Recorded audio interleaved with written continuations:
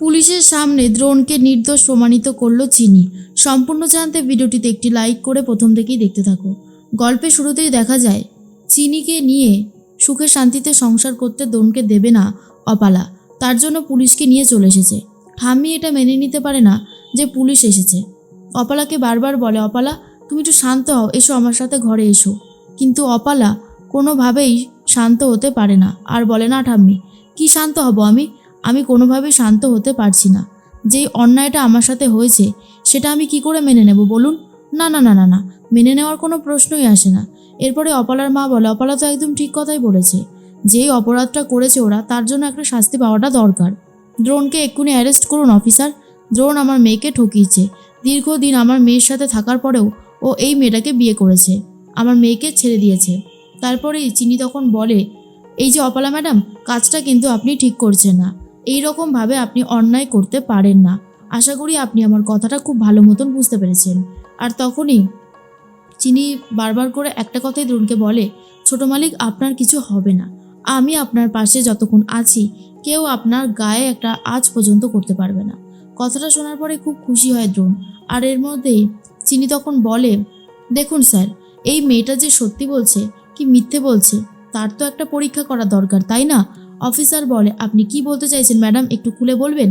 এর মধ্যেই তখনই চলে এসেছে দ্রোণের স্যার। আর স্যার তখন এসে পুরো ব্যাপারটাই শুনতে থাকে। স্যার একজন নিজেও ডক্টর।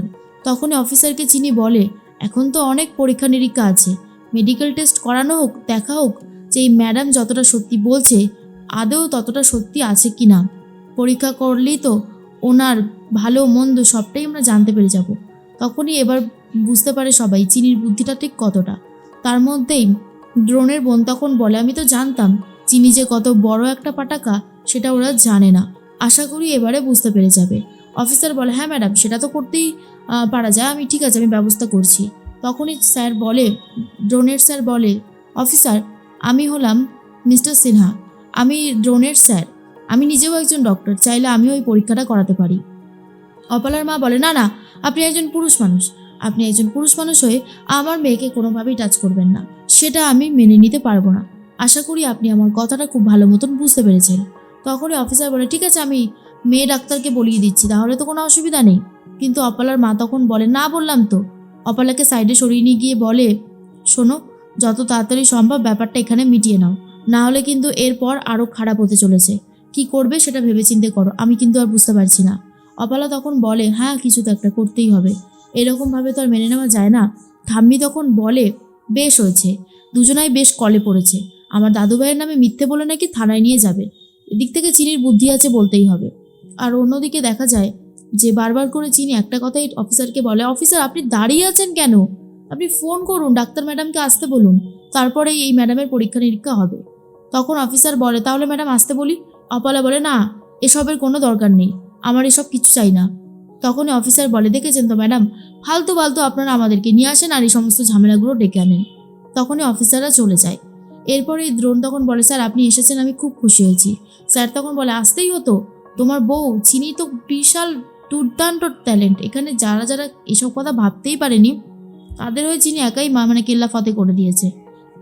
এর মধ্যেই তখনই মাসিমণি বলে, সত্যি চিনি, তুই যেভাবে আমার ছেলেকে আজকে বাঁচালি, আমি তোর কাছে সারাটা জীবন কৃতজ্ঞ থাকবো। চিনি তখন বলে, মাসিমণি এসব তুমি কি বলছো? আজকে তুমি জানো না যে আমি তোমার ছেলের বউ, আমি ছোট মালিকের স্ত্রী, আর একজন স্ত্রী হয়ে এইসব দায়িত্ব পালন না করলে হয় বলো? এর মধ্যেই দেখা যায় যে তখনই অন্তরা বলে, ঠাকুরমশাই, বাকি বিয়েটুকু তাহলে এবারে সম্পন্ন করে ফেলুন। তখনই ঠাকুরমশাই বলে, সেটা করার জন্যই তো আমি অনেকক্ষণ ধরে বসে আছি। এরপর দ্রোণকে বলে অন্তরা, নে বাবা, চিনির সিঁথিতে সিঁদুর পরিয়ে দিয়ে ওকে স্ত্রীর সম্মানটুকু দে। এরপর সবার সামনে দ্রোণ চিনির সিঁথিতে সিঁদুর পরিয়ে দেয় আর বিয়েটাও সম্পন্ন হয়। তখন সবাই খুব খুশি। আর অন্যদিকে অপালা ঠাম্মিকে বলে, এটা আপনি কি করলেন ঠাম্মি? আপনি নিজে দাঁড়িয়ে থেকে শেষ পর্যন্ত ওদের বিয়েটা দিলেন, এটা কি আদৌ ঠিক করলেন বলুন তো? ঠাম্মি তখন বলে, অপালা, তোমার বড্ড বেশি মাথা গরম, তোমাকে একটা কথা বললে তুমি শুনতেই চাও না। তোমাকে তো বারবার করে বলছি যে তুমি একটু শান্ত হও, তুমি একটু একটু শান্ত হয়ে বসো, আমি তোমাকে বলছি। দাদু ভাইয়ের সাথে চিনির বিয়েটা আমিও মেনে নিতে পারিনি, ওই চিনি অনেক ছলচাতুরি জানে, তবে ওকে জব্দ করতে হবে কিভাবে সেটাও আমি জানি। তুমি যদি আমাকে একটু সময় না দাও, আমি কি করে করবো বলো তো এত সব কিছু? তুমি জানো না ওই চিনি মেয়েটা কতটা সাংঘাতিক। দেখো 3 মাস কি 2 মাস পরেই চিনি নিজে থেকে সরে যাবে দ্রোণের জীবন থেকে, আর দ্রোণ তোমায় বলবে ওকে বিয়ে করার জন্য। এই কথাটা যদি না হয়েছে তুমি আমার নাম বদলে রেখো, বুঝেছো? তখনই অপালা বলে, এসব শুকনো কথায় না চিড়ে ভিজবে না, আমি আর আপনার কথা বিশ্বাস করতে পারছি না। ঠাম্মি তখন বলে, বিশ্বাস করতে যদি নাই পারো তাহলে আমি কি করতে পারি বলো? দাঁড়াও। এরপর নিজের গলার থেকে একটা বড় চেন খুলে অপালাকে পরিয়ে দিয়ে বলে, যেদিন আমার কথা আমি রাখবো সেদিন এই চেনটা তুমি আমাকে দিয়ে দেবে, আর ততদিন এই চেনটা তোমার কাছে গচ্ছিত থাকলো। তখনই অপালা বলে, তাতে কি হয়েছে? এইরকম একটা চেন আপনারা বারবার পরে বানিয়ে নিতে পারবেন, বুঝেছেন তো? এরপর অপালার মা ঠাস করে অপালাকে এক চড় মেরে দেয় আর বলে, চুপ করবি তুই? কেন মাসিমার কথায় ভরসা রাখতে পারছিস না? মাসিমা যখন এত কিছু বলছে নিশ্চয়ই কোনো কিছু ভেবেই বলছে, তাহলে তুই কেন বিশ্বাস করতে পারছিস না? আমি তো সেটাই বুঝতে পারছি না। অপালা বলে, মা তুমি আমাকে চড় মারলে? তখনই অপালার মা বলে, কি করব বল, এছাড়া তো আর কোনো উপায় ছিল না, তুই বাধ্য করলি তোকে চড়টা মারার জন্য, আর আমাকেও সেটা করতেই হলো। তখন অপালা ভীষণই কান্নাকাটি করতে থাকে।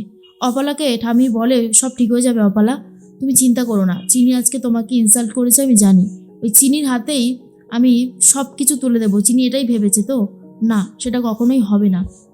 এর মধ্যেই অন্তরা বলে, সবাই মিলে এবারে চল দ্রোণ, ঠাম্মিকে প্রণাম করবি আর চিনি ঠাম্মিকে নমস্কার করবি, বুঝেছিস? তার মধ্যেই ভূতনাথ কাকা এসে যাওয়ায় ভূতনাথকেও নমস্কার করে দ্রোণ। আর তখনই অন্তরা বলে, ভূতনাথ দা, ওদেরকে প্রাণ ভরে আশীর্বাদ করো, ওরা যেন জীবনে অনেক সুখী হতে পারে, ওরা যেন জীবনে ভালো থাকতে পারে। এরপর দ্রোণ আর চিনি দুজন মিলে চলে গেছে ঠাম্মির ঘরে। অন্তরা আর বাকিরাও গেছে। তখনই অপালাকে দেখে নেয় চিনি আর বলে, ঠাম্মি, এই মেয়েটা এক্ষুনি আপনার নাতির এত বড় ক্ষতি করতে চাইছিল, আর আপনি এই মেয়েটার সাথে সলা পরামর্শ করছেন, কথা বলছেন আবারও, কিসের জন্য? অপালার মা তখন বলে, এই মেয়ে শোনো, একটাও বাজে কথা বলবে না, হ্যাঁ, লিমিটের মধ্যে থাকো। আমি আর আমার মেয়ে মাসিমার সাথে কি কথা বলছি সেটা তুমি জেনে কি করবে? আর তুমি বা পরামর্শ দেওয়ার কে শুনি? তখনই চিনি বলে, আমি পরামর্শ দেওয়ার যেই হই না কেন, আমি এই বাড়ির বউ, আশা করি আপনি বুঝতে পেরেছেন। অপালা তখন বলে, এই শোন, বাড়াবাড়ি করিস না, বুঝেছিস? তোকে আমি এই বাড়ি থেকে বার করে তবেই ছাড়বো। আর তখনই চিনি বলে, তাই নাকি? এরপর দ্রোণ প্রতিবাদ করে আর বলে, দেখুন, ও আমার স্ত্রী, চিনি আমার স্ত্রী, আর আপনি আমার স্ত্রীকে এইভাবে অপমান করতে পারেন না, সেই অধিকার আপনার নেই। ঠাম্মি তো রীতিমতো অবাক যে রাতারাতি এইভাবে দ্রোণ বদলে গেল, এটা তো ভাবাই যায় না, কি করে সম্ভব? অন্তরা খুব খুশি হয় যেহেতু চিনি বাঁচিয়েছিল দ্রোণকে, আর দ্রোণ এইভাবে চিনিকে এখন সবার কথার থেকে বাঁচাচ্ছে, এটা ভেবে অন্তরা খুব খুশি হয়। আর সবাই তখন বলে, বিয়ে তো হয়ে গেছে, চলো চলো চলো, এবার আমরা বাসর জাগবো, খুব মজা করব। তখনই চিনিরা সবাই মিলে বসে পড়েছে বাসর জাগবে বলে, সাথে রয়েছে বোনেরা। এরপর নাচ গান হই হুল্লোড় হতে থাকে, যেটা ঠাম্মি একদমই মেনে নিতে পারে না।